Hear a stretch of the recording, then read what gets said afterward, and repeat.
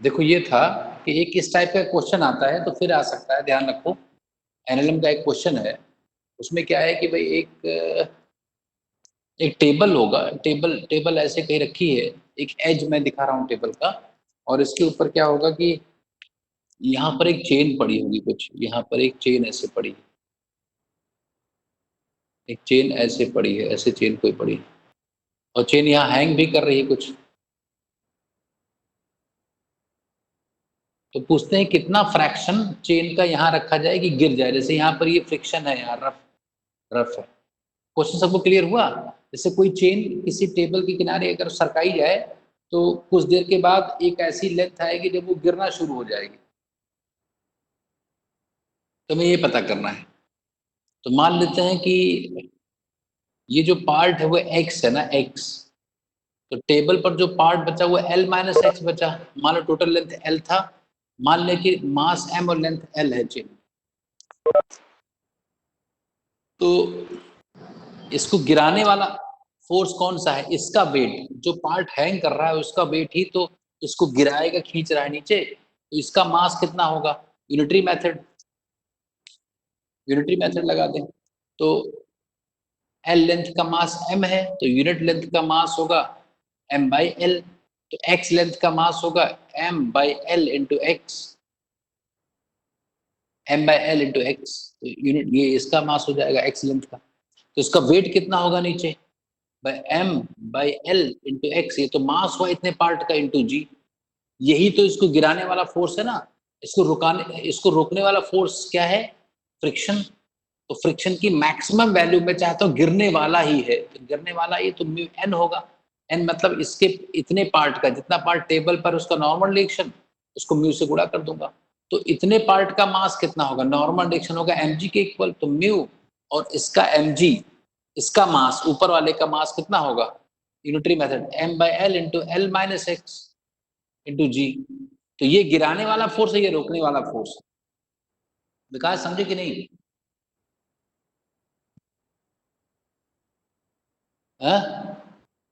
Yes sir. Hello, ये समझे? तो यस सर। अगर मान लो गिरने वाला है तो दोनों बराबर ही होंगे।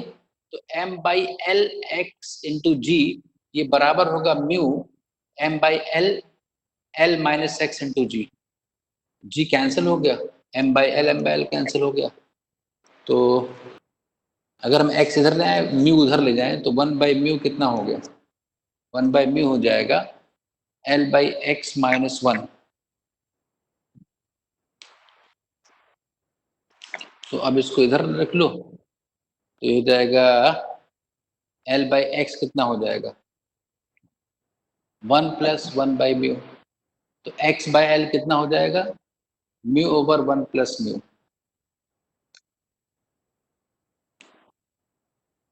बोलो बोलो भाई बच्चे,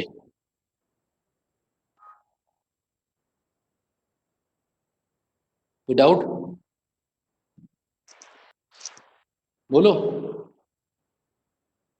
हेलो, आवाज नहीं आ रही किसी की। No sir. बात समझ गए ना? ये क्वेश्चन आएगा भाई, इसमें एक म्यू दिया रहेगा, और म्यू दिया रहेगा, पूछेंगे कितना पार्ट नीचे हैंग करे जिससे ये टेबल, ये चेन गिरने लगे नीचे। तो म्यू दिया रहेगा, मान लो म्यू है 0.4, मान लिया म्यू दिया है 0.4। तो जितना पार्ट हैंग कर रहा है और टोटल का कितना फ्रैक्शन हैंग करे, ये निकल आया। Fraction of the length hanging is equal to 0.4 by 1.4। तो 4 बाई 14, 2 बाई 7, 2 बाई 7, तो 0 पॉइंट लगभग 3 है ना।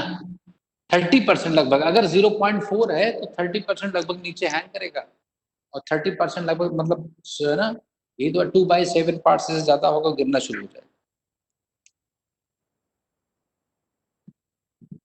इन इधर क्वेश्चन किसी को पुराने क्वेश्चन में कभी डाउट हो किसी को? सर एक और क्वेश्चन है। हाँ बोलो। Starting from rest hmm. 45, a body slides down a 45-degree inclined plane and twice the takes to slide down the same distance in the absence of friction. The coefficient between the body and the inclined plane is. तो ठीक है, बताता हूँ।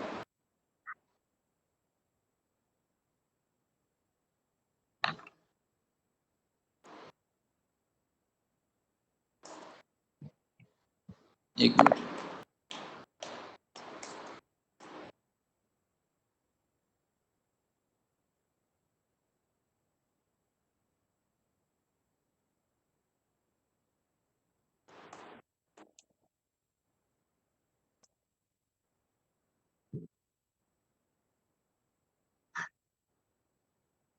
अरे सब समझ पाए बच्चे, क्वेश्चन क्या है?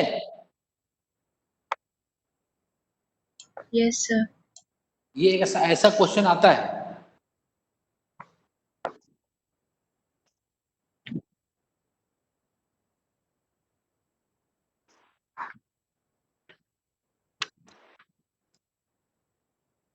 नहीं क्या है चक्कर।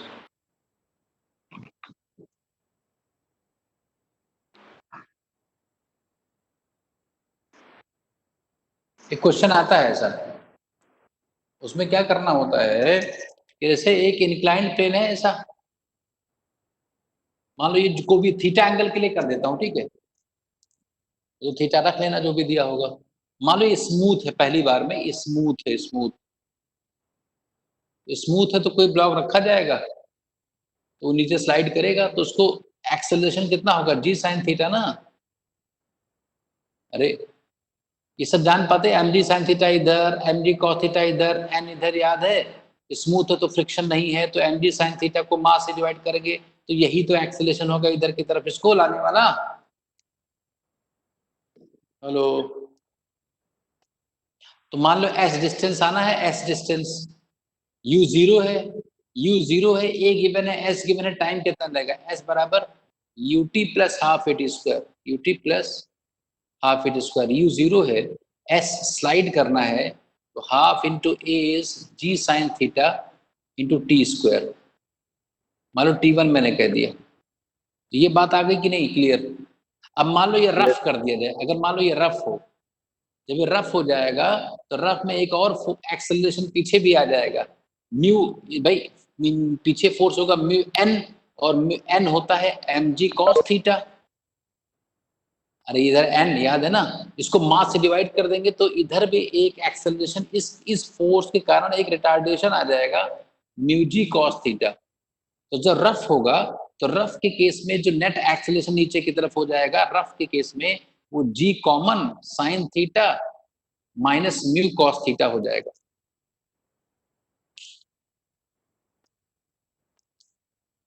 तब उसी डिस्टेंस को ट्रैवल करने के लिए यू टी जीरो है, हाफ ए वन था, ये ए टू हो जाएगा, A two T two square, तो यहां हो जाएगा हाफ ए टू मतलब G sine theta minus mu cos theta into T two square, दोनों कंपेयर कर दो, कितना था, half G sine theta into T one square बराबर हाफ जी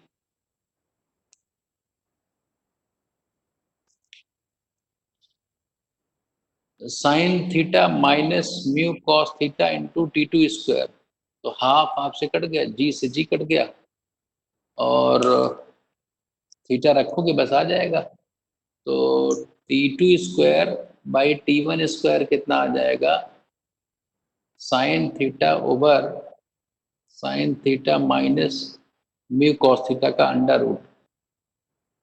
ये ऐसा आ गया, देखो बस, बताओ समझे कि नहीं? Yes sir.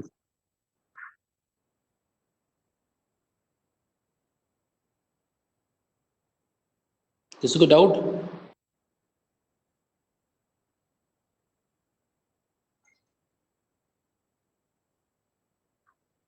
बताओ, अब इसमें कितना एंगल क्या दिया था बताओ? सर थीटा 45 डिग्री था, तो रख दो, और टाइम दिया था कि twice the time it takes to slide down the same distance. हाँ, तो T2 by T1 2 है, Yes, sir. ट्वाइस टाइम हो गया, अंडर रूट। अब साइन थीटा और कॉस थीटा कट जाएगा, जैसे 45 पर तो कट ही जाएगा ना, तो यहाँ 1/1 माइनस म्यू बचेगा। Yes, sir. नहीं समझे मेरी बात? स्क्वायर कर दो तो 4 बराबर, उल्टा भी कर दो, 1/4 is equal to 1 by mu, mu आ गया 3/4, 0.75। बोलो, बताओ। Yes, sir. आगे शुरू करते हैं वर्क एनर्जी पावर। 2019 का क्वेश्चन है किसी के पास? इसमें भेजा नहीं है इसने, शिब्बू तुमने इसमें भेजा नहीं है वाला क्वेश्चन। 19 का है किसी के पास? नहीं,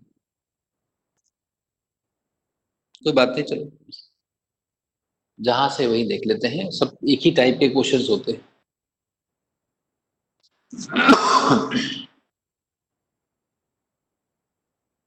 वर्क एनर्जी पावर के पूरे चैप्टर में एक वर्क एनर्जी थ्योरम है जो कि ये कहती है कि टोटल जितने भी फोर्स लग रहे हैं उन सबका वर्क निकाला जाए तो किसके इक्वल होता है, कौन बताएगा? किसी भी सिस्टम में किसी पार्टिकल के ऊपर, हाँ, किसी पार्टिकल के ऊपर जितने भी फोर्सेस लग रहे हैं उन सारे फोर्सेस का वर्क अगर निकाला जाए तो चेंज इन काइनेटिक एनर्जी के इक्वल आ जाएगा। एक कल रात में मैंने एक वीडियो शेयर किया है,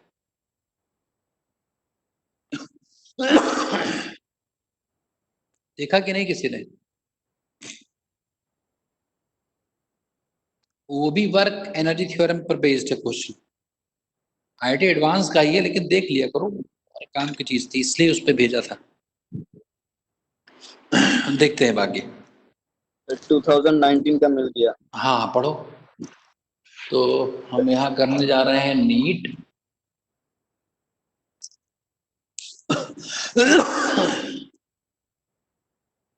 पता नहीं कब होगा नीट।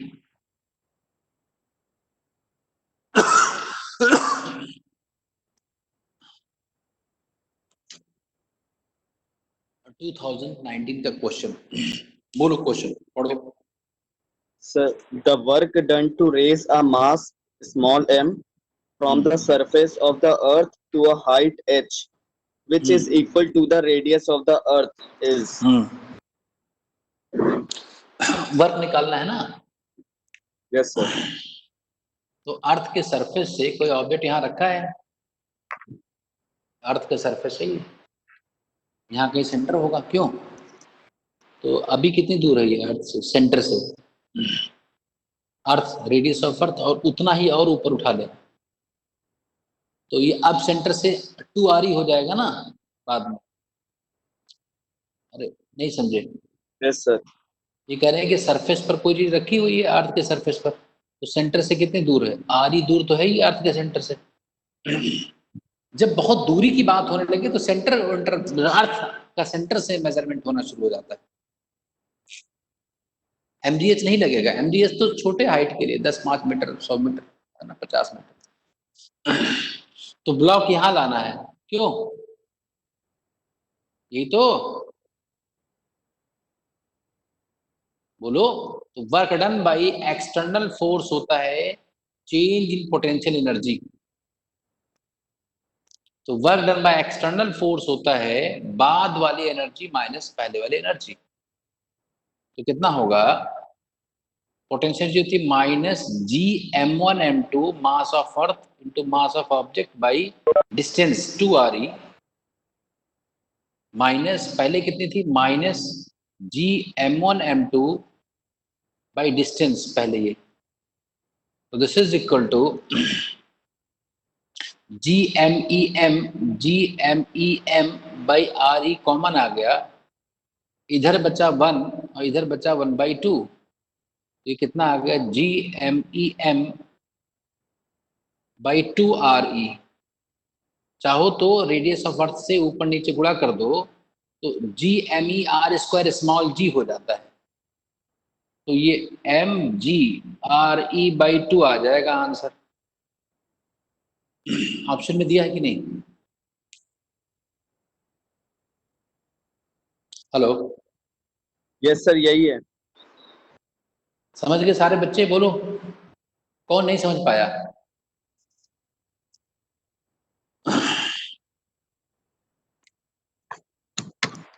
2018 का कोई क्वेश्चन मिला? इसमें 17 से स्टार्ट है, इसने जो भेजा है। चलो 17 का कर लेते हैं, 18 का बता देना, मिल जाएगा तो बताना, कोई ऐसा थोड़े क्रम गड़बड़ हो जाएगा। तो ये वाला क्वेश्चन सारे बच्चों, कोपल, अनन्या, मानसी, sir. ये समझ में आ गया? ये वाला ग्रेविटेशन का है ये, यस सर, समझ में आ गया। बहुत आसान है ये, है ना? Yes sir. सर एक जब और है 2000। 2000, हाँ बोलो बोलो। A disk of radius 2 meter and mass 100 kg rolls on a horizontal floor. Its center of mass has a speed of 20 centimeter per second. How much work is needed to stop it? 20 centimetre पर second ये है, और rolling है ना, radius कितना है? So 2 meter. 2 metre. और कुछ दिया है? Mass दिया है 100 kg. मास दिया 100 kg। तो हमें वर्क निकालना है स्टॉप करने के लिए ना इसको। Yes sir. तो उसके पास काइनेटिक एनर्जी है ना, इसको रोकना है तो टोटल काइनेटिक जो होगी वही हमें वर्क करना होगा। किसी चीज को रोकना है तो वो कोई चीज है ना उसमें, कोई एनर्जी, कौन सी एनर्जी है? किसी का चलना रुक जाए जैसे, है ना, किसी को रोलिंग चीज को रोकना है, तो रोकने के लिए हमें भाई उसके काइनेटिक एनर्जी को जीरो करना है, तो रुक जाएगी। तो जो काइनेटिक एनर्जी है वही तुम्हारा आंसर है। नहीं समझे बात मेरी? तो हाफ रोलिंग का होता है half mvc² plus half I ω², यही आंसर है। Is equal to half mvc² plus half, disc है क्या? डिस्क है तो हाफ mr² I इंटू ω²। अच्छा, और प्योर रोलिंग में bc बराबर ω/r होता है, तो ये हाफ mvc² प्लस 1/4 mvc²। तो 1/2 प्लस 1/4, आधा और चौथाई, 3/4 mvc², यही आंसर है। 3/4 इंटू मास कितना था 100 इंटू वीसी, सेंटीमीटर को मीटर में कन्वर्ट कर लो तो 0.2 हो जाएगा ना ये। तो 0.2 का स्क्वायर 0.04। ये सब कट गया, मुझे लगा 3 जूल आ रहा है आंसर।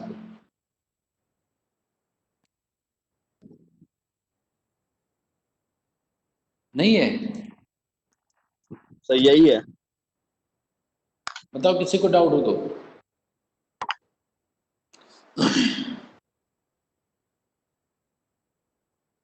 बोलो बच्चों,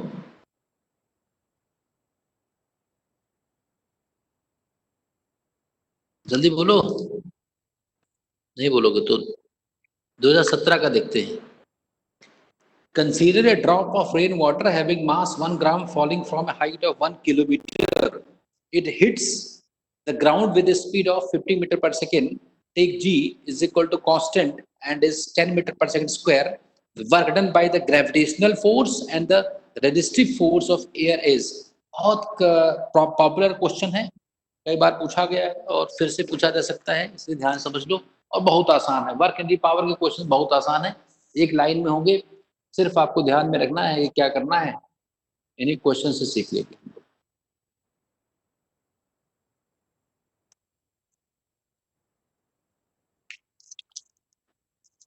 2017 का क्वेश्चन है, एक रेन ड्रॉप है, ये रेन ड्रॉप वहां से चली और ग्राउंड पर गिरी, तो कितने 2 किलोमीटर, कितना गिरी 1 किलोमीटर, है ना, 1000 मीटर की हाइट से गिरती हुई आई है। इसका मास कुछ होगा, जब ये हवा में होगी तो एक फोर्स ऊपर लग रहा होगा जो एयर का रेजिस्टेंस है, और एक इसका वेट लग रहा होगा।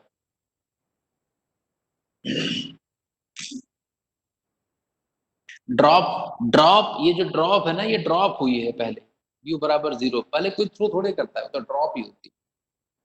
तो having mass falling free form, यहाँ से फ्री तो नहीं कहा जाएगा क्योंकि एयर का रेजिस्टेंस है। तो बताओ कौन कौन से फोर्स लग रहे हैं? एक तो एयर रेजिस्टेंस लग रहा है और दूसरा ग्रेविटेशनल लग रहा है, is equal to change in kinetic energy. इसका हमें एयर का फ्रिक्शन का वर्क कितना होगा निकालना है, और इसका तो हमें पता है mgh is equal to half गिरने वाली स्पीड और पहले वाली 0 थी, हो गया ना। mgh मास कितना है? मास है 1 ग्राम 10 की पावर -3, g को 10 लेना है और h है 1000 10 की पावर 3 बराबर हाफ इंटू मास 10 1 ग्राम ना, 1 ग्राम इतने किलोग्राम, स्पीड कितनी 50 मीटर पर सेकंड, तो 2500। तो ये तो कितना आ गया 10 इज इक्वल टू -3 2.5 का आधा 1.25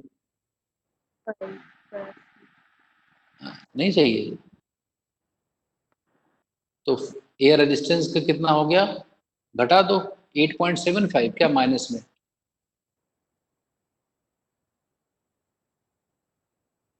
नहीं ठीक है। Yes sir. तो ग्रेविटी ने कितना वर्क किया 10 जूल, ये ग्रेविटी का वर्क है। और एयर का रेजिस्टेंस से कितना वर्क किया -8.75, कौन सा ऑप्शन? 10 और -8.75, D option is correct. Any doubt? एक ही पूरे चैप्टर में एक ही रूल, क्या? Work done by all force is equal to change in kinetic, बस। बाकी वर्क निकालने का होगा, पावर निकालने का हो तो निकाल लेंगे।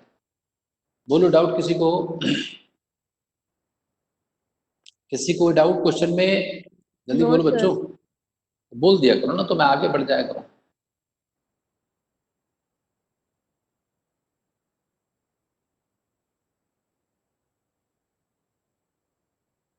आगे देखते हैं 2016।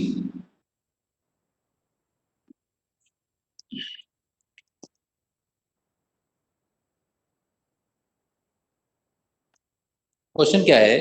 A body of mass 1 kg begins to move under the action of a time dependent force F is 2t I cap plus 3t square j cap। Information क्या गिवन है? m बराबर 1 kg, तुम लोगों को तो लिखना थोड़े, वहां मैं लिख रहा हूँ, वहां तो ये टाइम बच जाएगा। और फोर्स कितना लग रहा है? फोर्स लग रहा है 2t I cap plus 3t square j cap. घबराना नहीं है, जो भी है फोर्स है बस। And newton, what power will be developed by the force at time t? Power power power power हमें निकालना है। पावर क्या होता है भाई? F dot V. क्या होता है? F dot V. पावर का फॉर्मूला जैसे पावर आए क्वेश्चन में, तुम्हारे दिमाग में सिंपल ये फॉर्मूला आना चाहिए, एफ डॉट वी, ये आना चाहिए। बताया है मैंने। वी कैसे आएगा? यहां से आ जाएगा, यहां से ए आ जाएगा, और ए को हम डिफ्रेंशिएट कर देंगे तो वी आ जाएगा। तो कर लेते हैं। तो फोर्स ये है ना, तो फोर्स अगर ये है तो इसको मास से डिवाइड कर दे तो एक्सेलरेशन आ जाएगा। तो मास है 1, तो कोई फर्क नहीं पड़ा, 1 से डिवाइड करना, 2t I cap plus 3t square J cap. A को हम dv बाई dt लिख देंगे, dv बाई dt। तो dv आ जाएगा, dv is equal to 2t I cap plus 3t square J cap dt। Integrate कर दो तो v आ जाएगा, और v का डॉट ले लो।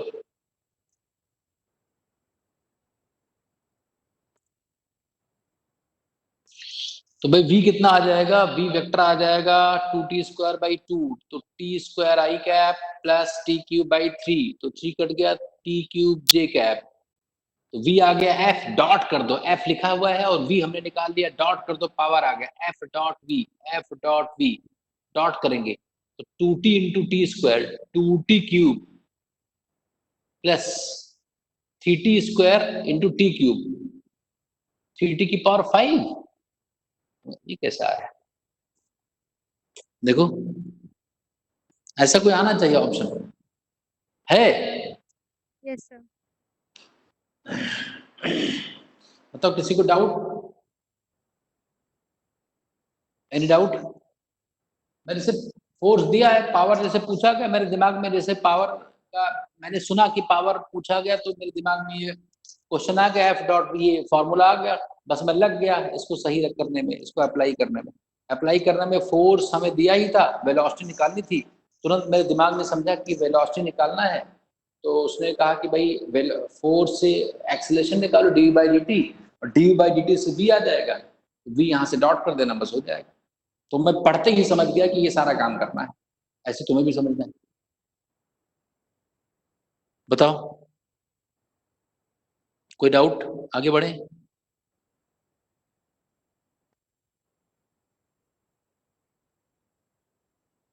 uh, 2016, ये तो सबको पता है।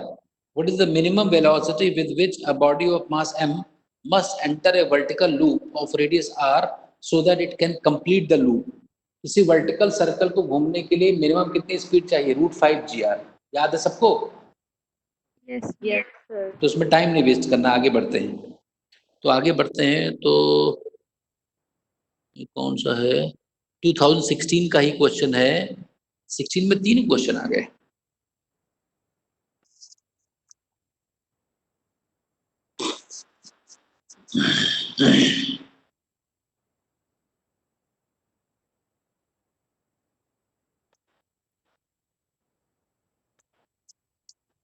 तो 16 में a particle of mass 10 gram moves along a circle of radius 6.4 centimeter with a constant tangential acceleration. What is the magnitude of this acceleration if the kinetic energy of the particle becomes equal to by the end of the second revolution? है ना? Second क्या है? Second के बाद क्या है?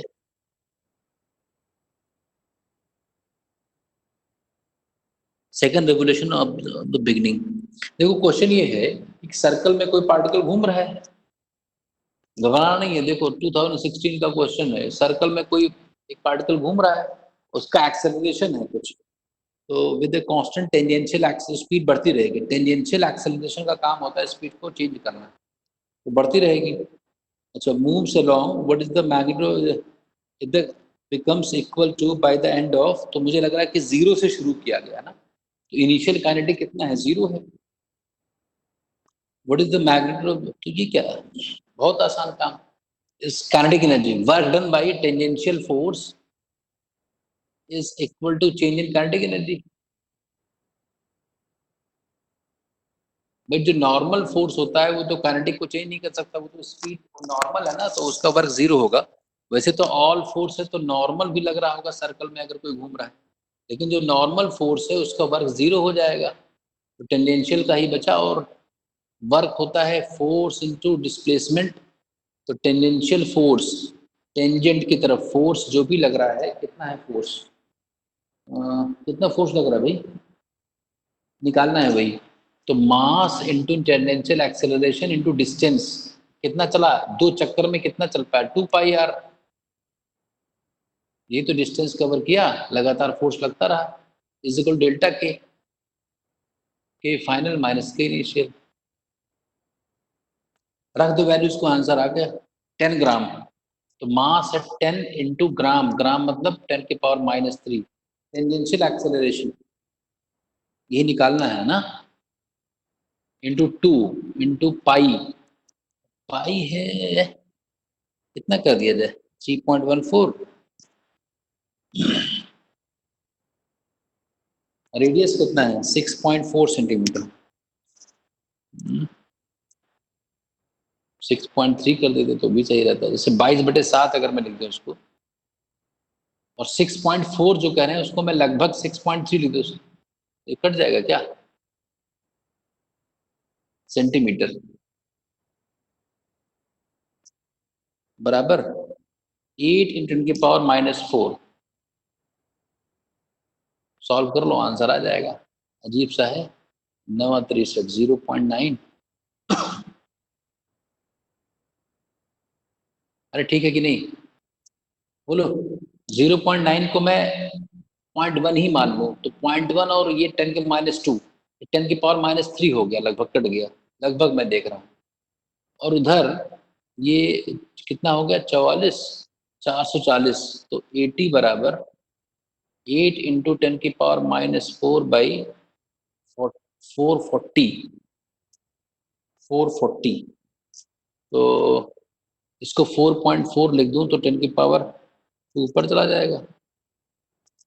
लगभग कितना आ जाएगा चेक करो आंसर।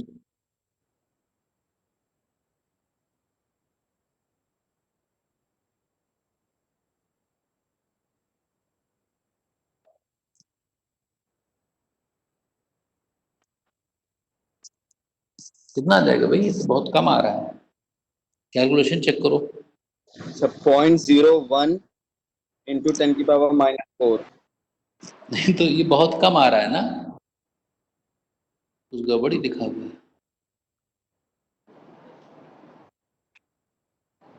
सर इसमें जो at the end of second revolution दिया है सर, उसके लिए भी हम लोग 2 पाई आर ही लेंगे कि 4 पाई हैं? आर लेंगे सेकंड हाँ 4 पाई आर लेंगे, लास्ट 4 में पाई दिया है r, by the 4 pi and r, of the 4 pi second r. Revolution. इसको 2 से गुणा कर दो तो और कम हो जाएगा ना, 880 हो जाएगा। बाकी कोई दिक्कत है क्या? ये +4 होना चाहिए, मुझे लग रहा है कि जूल में तो बहुत कम है भाई, ये +4 होना चाहिए आंसर। ये चेक करो, ये -4 है।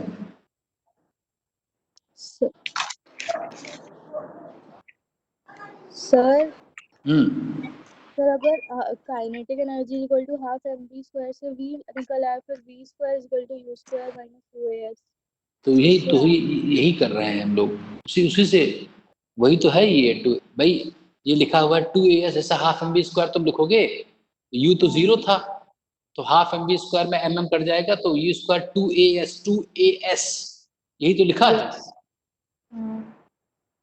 इससे भी आना चाहिए, ऐसा थोड़ी। नहीं समझी बात भाई, हम क्यों निकालें स्पीड जब काइनेटिक एनर्जी सीधा मुझे दिख रहा है। Yes sir. कैलकुलेशन से क्या दिक्कत है, उसकी कैलकुलेशन चेक करो, कैलकुलेशन में दिक्कत नहीं होनी चाहिए। सेंटीमीटर में ये आंसर है कि मीटर पर सेकंड स्क्वायर में आ रहा है?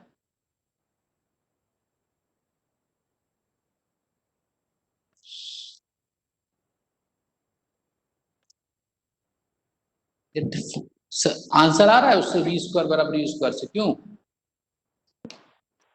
आएगा? नहीं उससे भी है, इससे नहीं आएगा तो उससे क्यों आएगा? अच्छा ये कटा नहीं ना, ये गड़बड़ कर दिया मैंने। अरे 10 की पावर -3 ये भी हुआ और 10 की पावर -3 तो -6 हो गया। ये जो मैंने काट दिया था ना इसको, देखो मैंने क्या किया कि 7 से ये 6.3 को 0.9 लिखा था, 0.9 को मैंने 0.1 मान लिया, तो 0.1 मान लिया तो 10 की पावर -3 हो गया, तो 10 की पावर -3 यहाँ भी है, नहीं समझे? तो 10 की पावर -6 हो गया ये नीचे, ये कटेगा नहीं। तो अब क्या हो जाएगा, 10 की पावर 6 ऊपर चला जाएगा तो ये 100, तो ये लगभग 800 हो गया और ये 880 हो गया, तो 1 के आसपास कुछ आंसर आ जाएगा, 1 से कम है ना। है कोई आंसर क्या? 0.12 100 800 बोलो, 0.1 के आसपास आंसर आ जाएगा ना कुछ? नहीं, 1 से कम आएगा तो कैलकुलेट कर लेना तुम लोग। नहीं पॉइंट कितना आंसर आ जाएगा ये? अरे कैलकुलेट कर लो कि करूं मैं फिर से?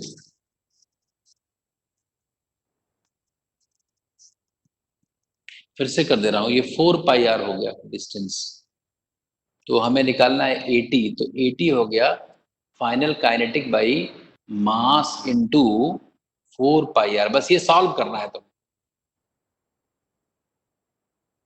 काइनेटिक फाइनल कितनी थी बोलो? ये थी क्या? हेलो,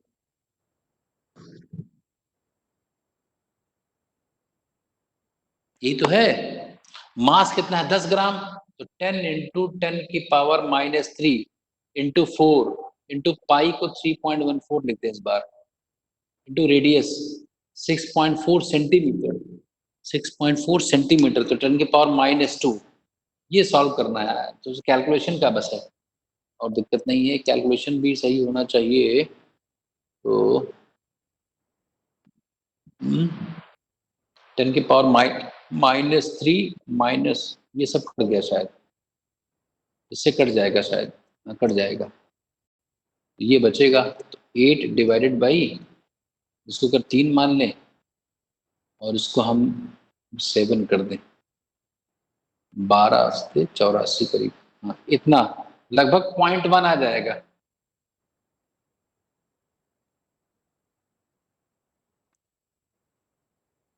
ठीक है ना, बोलो। 0.1 के आसपास भी कोई आंसर दिया है क्या? वही है बस। ठीक है, समझ गए, कर लोगे ना आप तो? अरे हो गया भाई, कोई विशेष बात नहीं थी। कोई इसमें बताओ, इसको कैलकुलेशन तो कर ही लोगे, इसमें कोई दिक्कत हो तो बताओ फार्मूले में, बोलो। अरे फोर्स इनटू डिस्प्लेसमेंट, यही तो वर्क होता है, डिस्टेंस। अगर टेंजेंशियल फोर्स है तो डिस्टेंस से गुणा करते हैं, डिस्प्लेसमेंट से नहीं गुणा करते। जो वेरिएबल है ना, तो वेरिएबल है तो डिस्टेंस हो जाएगा, पूरे पूरे डिस्टेंस में लगेगा ना फोर्स, फ्रिक्शन है ना, कुछ ऐसा है जो टेंजेंशियल है, जो वेरिएबल फोर्स है, तो एफ डॉट डी आर करेंगे तो डिस्टेंस से आ जाएगा, डिस्प्लेसमेंट नहीं। क्लियर हुआ? 2016 का हो गया, तो 15 का देखो, यानी फिर 16 का एक क्वेश्चन दिख रहा है, कोलिजन का है।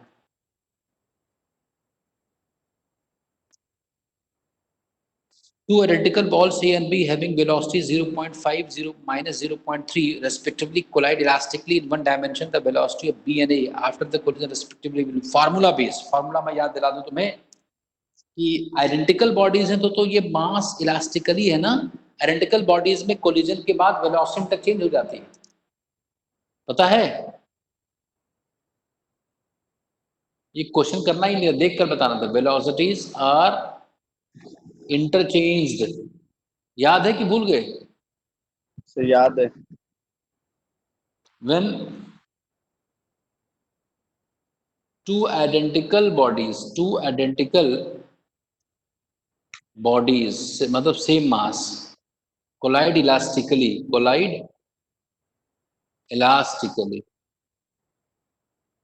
अगर इलास्टिक कोलिजन है और दोनों का मास इक्वल है तो वेलोसिटी इंटरचेंज हो जाएगी।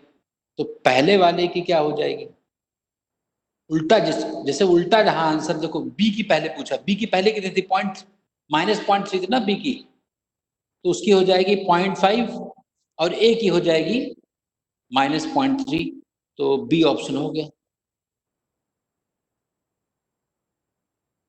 अरे बोलो भाई बच्चे, बी वाले की जो पहले थी वो ए वाले की हो जाएगी, ए वाले की बी वाले की हो जाएगी।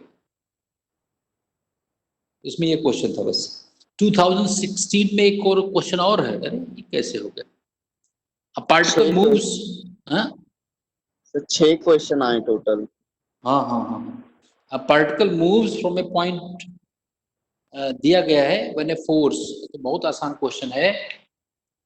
2016 में फिर एक क्वेश्चन है, एक पोजीशन वेक्टर गिवन है, इनिशियल पोजीशन वेक्टर गिवन है कितना, -2i cap plus 5j, -2i cap plus 5j cap, और फाइनली कहाँ पहुंच गया ये भी दिया गया है, कहाँ है, 4j cap plus 3k cap, 4j cap plus 3k cap. तो डिस्प्लेसमेंट निकालो, डिस्प्लेसमेंट होता है बाद वाला पोजीशन माइनस पहले वाला पोजीशन, तो घटाओ, तो 4j माइनस, तो 2i cap -j cap plus 3k cap आ जाएगा, डिस्प्लेसमेंट हो गया।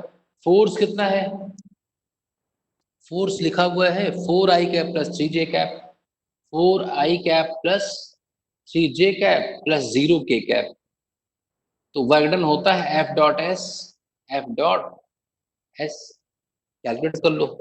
तो F डॉट में i को i से तो 8, j को j से -3 और k को k से तो 0, 5 आंसर आ गया, 5 जूल होना चाहिए।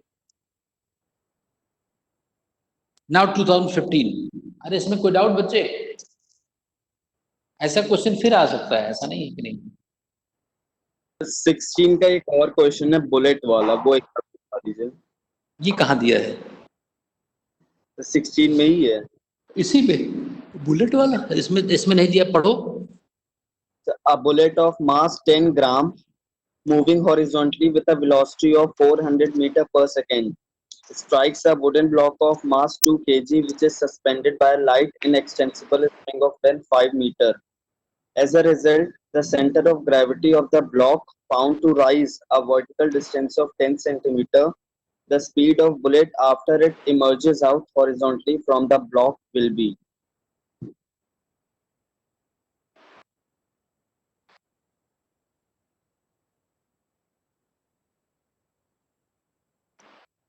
इतना ऊपर चला गया सेंटर ऑफ मास, बुलेट बाहर निकल गई। एक बुलेट यहाँ पर आई, जैसे इसने हिट किया, एक बुलेट ने जो है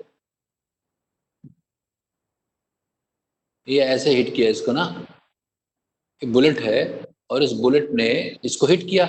हिट करने के बाद जब तक ये निकली बुलेट इससे बाहर, तब तक ये कुछ हाइट पर चला गया। यही तो है क्वेश्चन। Yes, sir. तो मान लो एम है, ये कैपिटल एम है, एच हाइट तक इसका सेंटर ऑफ ग्रेविटी चला गया। बोलो बच्चों। तो मान लो v स्पीड से जा रहा था, ये तो रुका हुआ था ना पहले, तो रेस्ट में था ब्लॉक, मोमेंटम कंजर्व कर सकते हैं। तो जब इसमें एम्बेडेड हो गया बुलेट, तो दोनों एक साथ चलने लगे, तो मोमेंटम कंजर्वेशन। तो एम बी बराबर एम प्लस एम, दोनों एक साथ में v। तो कोलिजन के बाद वेलोसिटी हो गई combined velocity m b over m plus m. इससे दोनों चल पड़े, इससे दोनों ऊपर उठने लगे, है ना। तो क्या निकालना है हमें, जब वो बाहर निकले तब Yes, कितनी sir. स्पीड रही। तो दोनों एक साथ चल पड़े, कॉमन वेलोसिटी ये इनिशियल यहाँ पर, तो इसकी इनिशियल काइनेटिक एनर्जी कितनी होगी, सिस्टम की kinetic energy half m plus m into we square, जो हम लोगों ने भी निकाला। ये अभी काइनेटिक एनर्जी है ब्लॉक और इसका, और यही पोटेंशियल में कन्वर्ट हो गई। यही जो एनर्जी थी वो कन्वर्ट हो गई m plus m g h में, और कुछ उससे स्पीड से निकल भी गई बुलेट। अरे वहां काइनेटिक भी है, तो ब्लॉक तो रुक गया, तो ब्लॉक के पास तो कोई काइनेटिक नहीं थी, बुलेट उसमें से निकल गई। इसको सॉल्व कर लो, आंसर आ जाए। नहीं समझे बात भाई। टकराने के बाद दोनों का कॉमन ये वेलोसिटी हो गई, तो ब्लॉक और बुलेट को मिला करके इतनी काइनेटिक एनर्जी आ गई। यही काइनेटिक तो ऊपर पोटेंशियल में और काइनेटिक में कन्वर्ट हो गई। बाद में सिर्फ बुलेट में काइनेटिक रही, ब्लॉक तो रुक गया, लेकिन पोटेंशियल तो दोनों में रहा ना, ऊपर उठ गया। नहीं समझे बात। Yes, कर sir. लोगे कि मैं कैलकुलेट कर दूं? कर कर लेंगे. लोगे, तरीका समझ लो। वी स्क्वायर करेंगे तो एम स्क्वायर बटे एम प्लस एम का whole square into we square, small V square बराबर एम प्लस एम। ये तो जनरल मैं बता रहा हूँ, वैसे उसमें वैल्यूज गिवन होंगे तो आसान हो जाएगा। हाफ एम वी डैश हमें निकालना है, तो एक एम प्लस एम इससे कट गया, और वैल्यू जब सब दिया होगा शायद, मुझे लग रहा है। क्यों? स्मॉल एम मास कितना है 10 ग्राम. और कैपिटल एम, Sir, 2 kg. तो यहाँ 10 ग्राम का स्क्वायर तो करो ही, तो 10 मतलब 10 की पावर -2, 10 इंटू -3 होगा, तो -4। और नीचे जहाँ ऐड हो रहा है वहां मैं 2 ही लिखूंगा, क्योंकि 2 किलोग्राम में 10 ग्राम में नहीं कर रहा हूँ, नेगलेक्ट कर रहा हूँ कैलकुलेशन के लिए। कितनी स्पीड से बुलेट आई थी 400 meter per. तो 400 400 का स्क्वायर है ना, तो 16 इंटू 10 की पावर 4 इज इक्वल टू, यहाँ भी मैं 2 ही लिखूंगा। अरे लगभग पहुंच जाऊंगा। जी को 10 कितनी हाइट तक उठा, So 10 centimeter. 10 सेंटीमीटर, मतलब कितने, 0.1 metre Yes, sir. Plus half mass था 10 की power -2 into V dash square. तो ये इससे कट गया, ये 4 आ गया, और ये 2 लिखा हुआ है, तो 2, तो 2 बराबर हाफ है ना, इंटू 1/100 वी डैश स्क्वायर। तो वी डैश इज 400 का अंडर रूट 20 मीटर पर सेकेंड। नहीं, क्या आंसर? तो 120 है। 120? तो जो स्ट्रिंग है उसकी लेंथ का कुछ रोल नहीं है इसमें। लेंथ भी दिया है क्या? 5 metre. 5 metre.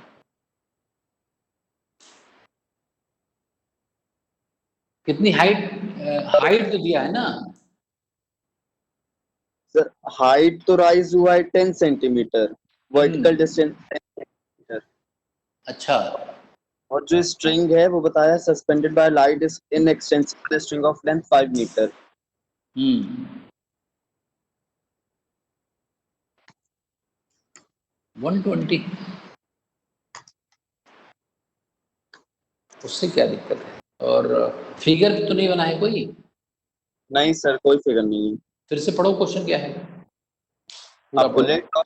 bullet of mass 10 gram moving horizontally with a velocity of 400 meter per second strike 400 metre पर सेकंड हमने कहीं लिखा है ना? ठीक है, हाँ, आगे। strike the wood block of mass 2 kg which is suspended by light in extensible string of length 5 meter. The center of gravity of the block has to rise a vertical distance of 10 centimeter. The speed अच्छा। of the bullet, the speed of the after it emerges out horizontally from the block will अच्छा, be. Horizontally उसमें निकल रहा है, चलो ये तो अलग क्वेश्चन हो गया। चलो वो उसमें बुलेट यही निकल गई तब ब्लॉक गया है, Yes. ये तो मान लो एक क्वेश्चन हो गया, इसको भी समझ लिया तुम लोगों ने। इसमें क्या क्वेश्चन है? हॉरिजॉन्टली बुलेट निकल गई है, ऊपर नहीं गई बुलेट, नहीं ऊपर गई, नहीं समझे? जैसे ऐसा है, ये समझो, ये मान लो ऐसा है, ये एक ब्लॉक है ऐसा, और इसमें कोई बुलेट एंटर कर रही है ऐसे, ठीक है ना? बुलेट एंटर कर रही है, ये एम है, ये स्मॉल एम, ठीक है, बात समझे कि नहीं? तो अब ये बुलेट यही निकल गई तब ब्लॉक चलना शुरू, ये समझे बात? बुलेट बाहर निकल गई, यहाँ निकल गई इधर, बुलेट नहीं ऊपर गई, हॉरिजॉन्टल निकल गई, ऐसे निकल गई, तो ये V1 से आ रही थी, V2 से निकल गई, और इसके पास तब तक कुछ स्पीड आ गई, कुछ V, और इस स्पीड से ऊपर चला गया। कितनी हाइट तक गया? 10 सेंटीमीटर।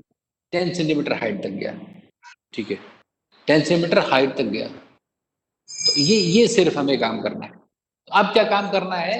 एनर्जी मोमेंटम कंजर्वेशन तो लगा ही सकते हैं, तो मोमेंटम कंजर्वेशन अगर लगाया जाए तो क्या आएगा?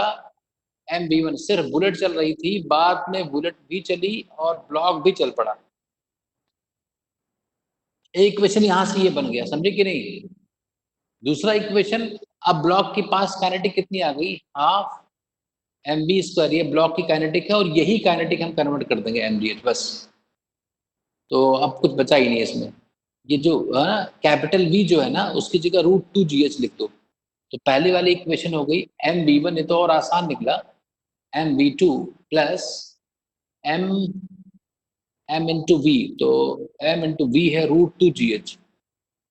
अब वैल्यूज रख दो, 10 ग्राम है ये, V1 400 Yes, sir. Equal to, तो काट ही दे यार, हमें V2 निकालना है ना, तो m से तो डिवाइड कर दो पहले, m यहाँ से कट गया, यहाँ m/m आ गया, तो V2 कितना आ गया? V1 माइनस m/m √2gh, बस सॉल्व कर लो, आंसर आ जाए। तो V1 400 था, Yes, ये sir. 10 ग्राम माने 10⁻², √2 इंटू जी, h कितना दिया है? 10 सेंटीमीटर। 10 सेंटीमीटर, तो 2 इंटू, अरे ये बंद करो आवाज कैसे, 10 सेंटीमीटर कितना होगा? जी को हम 9.8 ले लें, ये ज्यादा सही रहेगा। 10 सेंटीमीटर तो 10/100, अब ये देख लो, 400 माइनस, ये ऊपर चला गया 200, और इसके अंदर क्या बचेगा? अंदर क्या बचेगा? ये क्या लिखा हुआ है? 196/100, तो 400 माइनस 196 कितना हुआ? 196 14 by 10 200 into 14 by 10 400 minus 280 120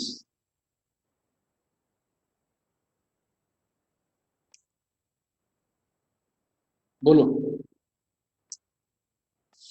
Pragya Pragya yes sir, समझ में आ गया। एक ही प्रज्ञा मानसी शिबू अरण्या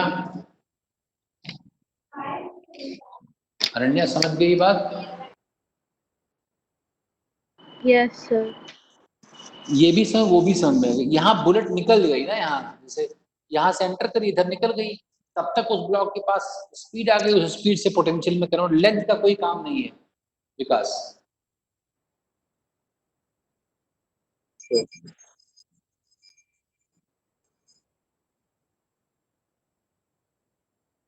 ठीक है ना? अब देखते हैं आगे।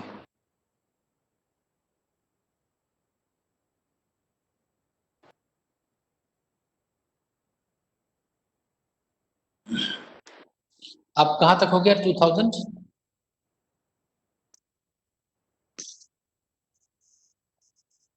ये सबने लिख लिया फटाफट? सर एक क्वेश्चन और है, हाँ बोलो। 2016 का ही एम्स का है। A hmm. particle starts with angular acceleration 2 radian per second square. एक मिनट में लिखता It जाऊं moves, क्या क्या है। okay, 2 radian per second square AIIMS angular acceleration. 2016 Sir, a angular part, acceleration is 2 radiance पर सेकंड स्क्वायर ना? yes sir. Starts Sir, है ना? yes sir. हाँ ठीक। फिर इसके बाद sir it moves 100 radian in a random interval of 5 seconds. Theta 100 radian दिया है हाँ और in the interval of 5 seconds. Find out the time at which random interval starts.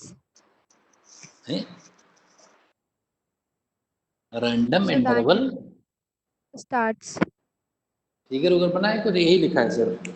No sir, बस यही लिखा है। फिर से पढ़ो जरा, क्या लिखा फिर से पढ़ो जरा। Yes, sir. A particle starts with angular acceleration 2 radian per second square. It moves 100 radian in a random interval of 5 seconds. Find out the time at which random interval starts.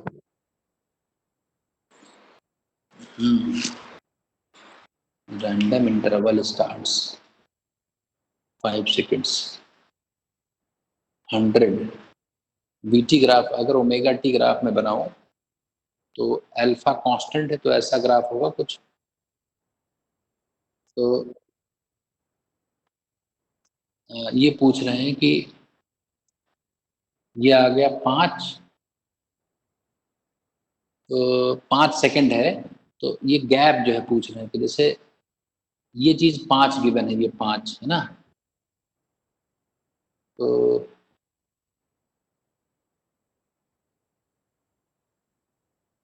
Random interval ये point पूछ रहे हैं कितना हो, 100 radiance. इसका जो area होगा वो गिवन है, और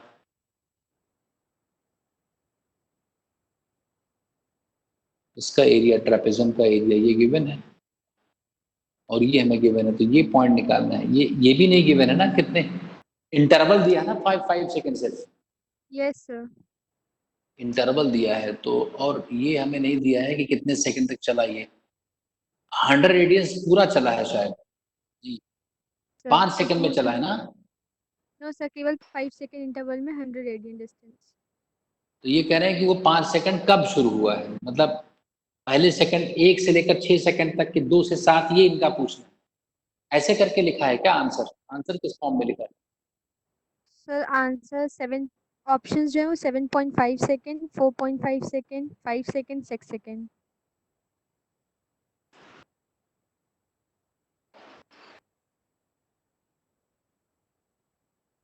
तो तो एक काम करते हैं, एक nth सेकंड वाला फॉर्मूला है ना, nth सेकंड वाला है ना फॉर्मूला। Yes, sir.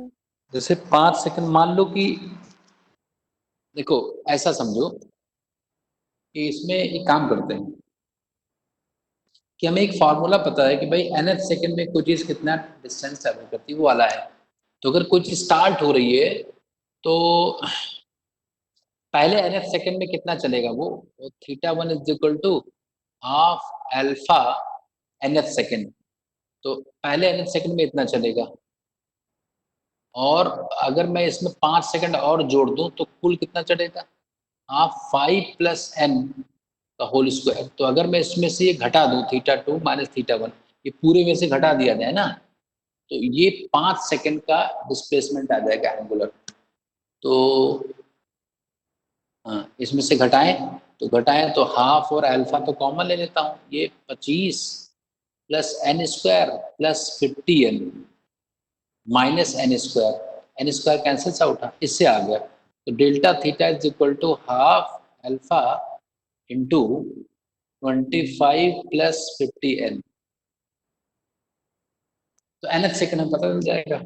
तो कितना चला, 100 is equal to half alpha is 2, 25 plus 50n, 2 से 2 कट गया, इधर जाएगा 75/50, n आ गया 75/50। तो कितना 3/2, 1.5 है क्या, यही नहीं, Yes, 7.5 second. ये गड़बड़ है क्या, 5n में 2n होगा ना, गड़बड़ लिखा है मैंने। 2ab a square plus b square plus ये 10n होगा, 10n, ये 50n की जगह 10n होगा, नहीं समझे। तो ये 75/10 हो जाएगा। अरे बात समझ में आई, Sir. तो ऐसे कर लो। सर इसमें रैंडम इंटरवल जो पूछा है वो ये इक्वेशन जैसे हट गई, मैं ये कह रहा इसमें हूँ कि क्या है? जैसे कोई चीज गिर रही है, ये बताओ, जैसे इसको छोड़ो, क्वेश्चन फ्री फॉल वाला मैंने बताया, फ्री फॉल वाला। Yes, sir. तो फ्री फॉल में अगर कोई पूछे कि वो कौन सा सेकंड है जिसमें कोई बॉडी 40 मीटर गिरती है, नहीं 40 नहीं, मान लो कितना 120, या ऐसे कुछ करते हैं कि 45 मीटर बॉडी कोई गिरे, तो वो कौन सा इंटरवल है रैंडम, मतलब वो कौन सा इंटरवल इसमें 45 मीटर गिरेगी। तो पहले मीटर में 5, 5, फिर 15. 15, फिर 25, फिर 35, फिर 45, तो पांचवा हुआ शायद ये। Yes, sir. तो ऐसा है कुछ, जैसे कोई चीज चल रही है और कह दिया गया 100 रेडियन वो कवर कर रही है 5 सेकंड में, तो वो 5 सेकंड कब स्टार्ट होगा, 7.5 से लेकर के 12.5 सेकंड तक के बीच में वो 100 रेडियन चल जाएगी। जैसे Yes, 5 sir. सेकंड को स्टार्ट तो होगा, 1 से 6 हो सकता है, 2 से 7 हो सकता है, 3 से 8 हो सकता है, 4 से 9 हो सकता है। मतलब अगर अल्फा कांस्टेंट हो तो वो पांचवा जो 5 सेकंड का जो इंटरवल है वो कब शुरू होकर कब खत्म होगा, ये पूछा गया है। तो 7.5 सेकंड पर ये पांचवा सेकंड शुरू होगा इंटरवल, नहीं समझे बात। Yes, sir, समझ गए. ये रैंडम है ना, जैसे मुझे पता नहीं कब शुरू होगा, तो अगर 7.5 सेकंड पे शुरू हो, अगर ये 7.5 सेकंड और ये 12.5 हो ना, तो इसका एरिया 100 आएगा, निकाल कर देख लो चाहे, ये समझे बात। Yes, sir.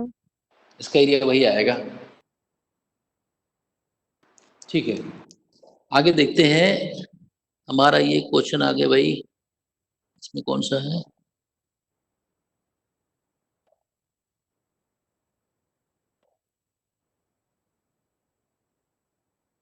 स्प्रिंग्स वाला एक क्वेश्चन है 2015 में।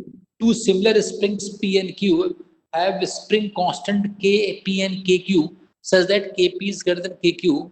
They are stressed first by the same amount K is A, then by the same force.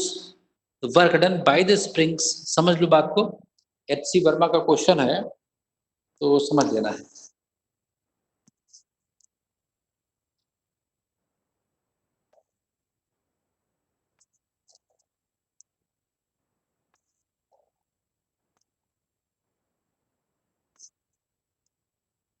दो स्प्रिंग्स है, एक स्प्रिंग है P, एक स्प्रिंग है Q, दो स्प्रिंग्स गिवन है।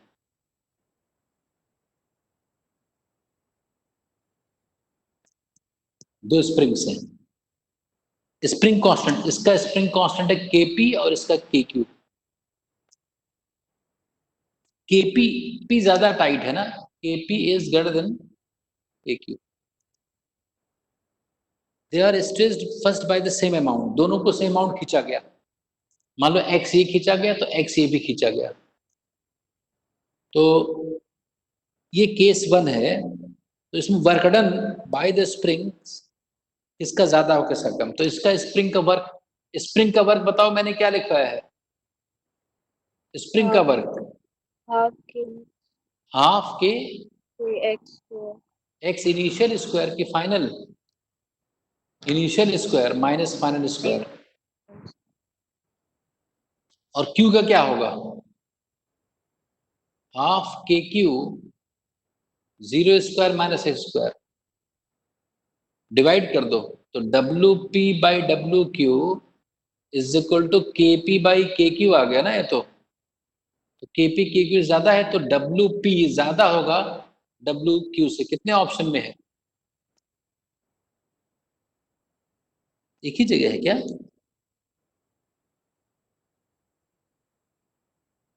नहीं समझ बात,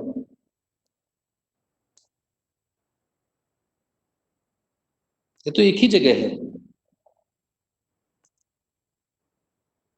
बोलो सी सही हो गए तो। अरे हेलो, आवाज नहीं जा रही है सर। हो गया ना सी सही, हमें आगे करने की जरूरत नहीं, लेकिन मैं कर देता हूं, बना नहीं पाए क्वेश्चन। सेम फोर्स से खींचा जाए, उसके ऊपर फोर्स लगे, मान लो एफ फोर्स लगे तो वो कितना खींचेगा, केपी एक्स। अरे बोलो, तो x1 कितना हो गया एफ बाई के पी, वो इतना खिंचा हुआ है। और ये कितना खींचेगा, same force F by K Q. तब वर्क डन कितना होगा, P बाई क्यू, हाफ के माइनस हाफ के P into x final square, x1 square F square बटे के पी स्क्वायर बटे minus half K Q F square बटे के क्यू स्क्वायर। ये सब कुछ काट पीट दो, हाफ से हाफ कट गया और ये एफ से एफ कट गया, यहाँ से एक ये कट जाएगा एक यहाँ, तो के क्यू बाई के पी आ जाएगा ना यहाँ।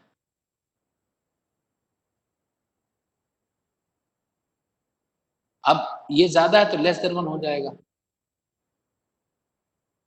अगर सेम फोर्स से खींचा जाए ना तो पहले वाले का उल्टा आंसर आ गया। Any doubt, any doubt. अरे बच्चे बोलो जल्दी, यस या नो लिख भी सकते हो, चैट चैट भी तो होता है इसमें, तो ऊपर लिख दो यस या नो अगर नहीं आवाज। Yes sir. ये बात समझ गई कि नहीं अनन्या, यस लग गया।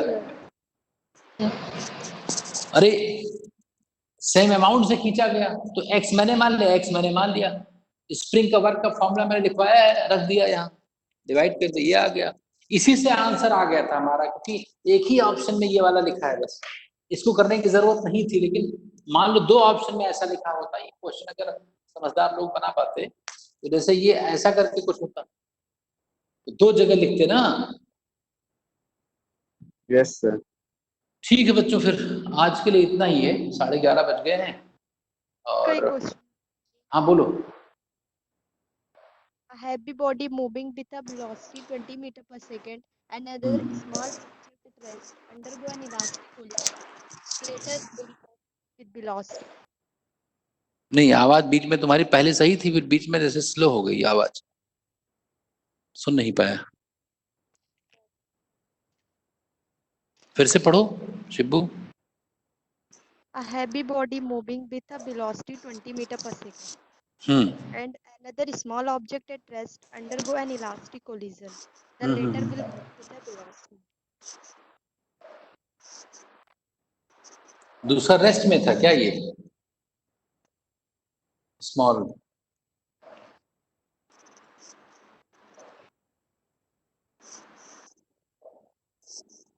अरे ये 0 था Yes, sir. कोलिजन होगा ट्रक आ रहा है साइकिल वाले को टक्कर मार दे तो इलास्टिक कोलिजन है तो ई का फॉर्मूला होता है v2 minus v1 over u1 minus u2 हो गया क्वेश्चन 1 इज इक्वल टू अगर मैं इसको 2 कह दूं और बॉल को 1 कह दूं v2 मतलब टक्कर के बाद दीवार की वेलोसिटी हैवी चीज वैसे ही चलती रहेगी जैसे पहले चल रही थी उसमें कोई चेंज थोड़े आएगी ट्रक में स्मॉल चीज से टक्कर होके v2 मतलब टक्कर के बाद ट्रक की वेलोसिटी v रही टक्कर के बाद बॉल की वेलोसिटी क्या रही निकालना है बटे टक्कर के पहले बॉल की वेलोसिटी क्या थी 0 टक्कर के पहले ट्रक की वेलोसिटी कितनी थी v बस हो गया माइनस v बराबर v माइनस v1 तो v1 बराबर 2v डबल स्पीड से चल पड़ी तो कितने स्पीड से चल रहा था heavy body 20 meter per second. तो 40 आंसर आ गया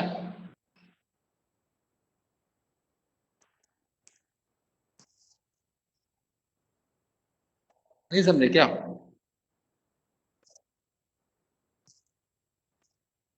अरे समझ गए कि नहीं बच्चे जो ये जान पाए Yes, sir. बोलो Yes, शिबू sir.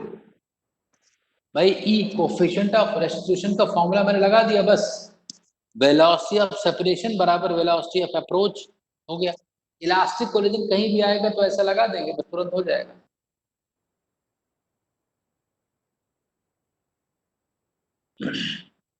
फोर्टी आ रहा होगा आंसर मतलब अगर कोई ट्रक 20 मीटर पर सेकंड से आ रहा हो और फिर साइकिल वाले से टक्कर हो जाए तो वो फ्लाइज